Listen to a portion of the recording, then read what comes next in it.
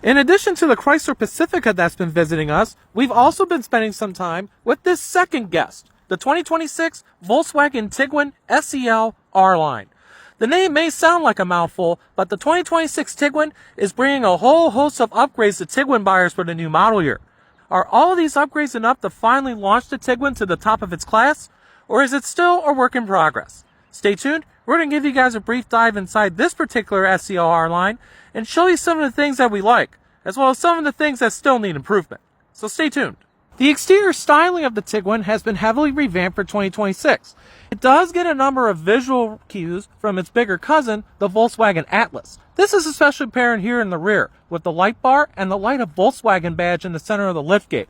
But while the SEL R-Line injects plenty of sportiness into the Tiguan's profile, the rest of the styling can be considered a big case of hit and miss. On the one hand, we do like the spiffy wheels that are exclusive to R-Line models like this one, but the front end does look a bit frumpy.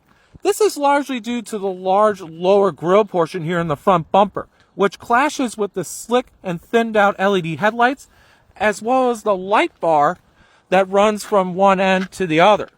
It's a real shame, because as mentioned before, there are some styling elements to this Tiguan that we actually like. Slip inside the Tiguan SEL R-Line and you'll find that the cabin is a pleasant and luxurious place to spend time in. There are high quality materials scattered throughout. And if you go into an SEL R-Line like this one, you get heated and cooled leather seats, as well as a real strip of walnut wood that runs from one end of the dashboard to the other. It certainly looks really cool in person. A 10.3-inch digital instrument cluster is standard, but if you go into an SEL model like this one that we're in, the base screen gets swapped out for this large 15-inch touchscreen infotainment system. The screen has crisp graphics and the software is reasonably fast. However, Volkswagen's native infotainment setup is still a bit frustrating to use when out on the move. Thankfully, Apple CarPlay and Android Auto come standard. Volkswagen has also reduced the reliance on haptic controls, and while you're still stuck with them for the climate controls, which can also be accessed through the screen itself, the steering wheel gets traditional analog buttons on both spokes, ending an ill-fated experiment when Volkswagen tried to put haptic controls on the steering wheel. You also get this nifty knob here that not only allows you to adjust the volume, but press it, and it gives you an interactive and easy-to-use setup to adjust the interior lighting that's in the Tiguan. It certainly looks pretty cool too. Rear passenger room here in the 2026 Tiguan is very good. Volkswagen pitched the third row for 2026. This means that the Tiguan is a true two-row offering once again. More importantly, it also helps increase space. You get good amounts of leg and headroom here, and you also get increased amounts of rear cargo room. We'll cover more about that in a minute. But while the Tiguan SEL R-Line does a pretty good impression of an Audi, the back seats can also feel a bit Teutonic. There's not a lot of contrast back here. You do get rear climate control and rear heated seats, as well as 2 USB-C charging ports. But other than that, there's not a whole lot going on back here in terms of formal frills. As mentioned, eliminating the third row boosted the amount of cargo room that you get back here in the 2026 Tiguan.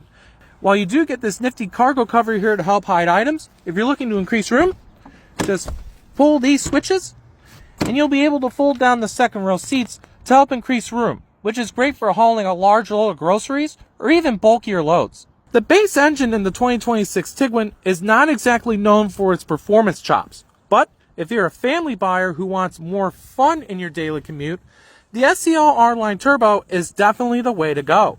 This is mainly due to its 2-liter turbocharged 4-cylinder. This 4-cylinder is the same one that you'll find in the Golf GTI. Here in the Tiguan, it makes 268 horsepower.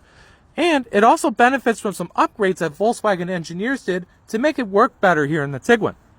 The extra power, as well as the snappy response from the turbocharger, allows the SEL R-Line Turbo to make the sprint to 60 in 6.7 seconds, which is a noticeable improvement over the base 4-cylinder.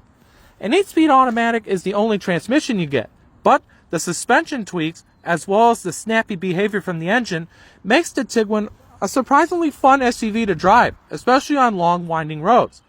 And as a bonus, the fuel economy cost is actually not too bad, with the EPA saying that a Tiguan Turbo is capable of getting 25, 29, and 22 miles per gallon in both city, freeway, and combined driving.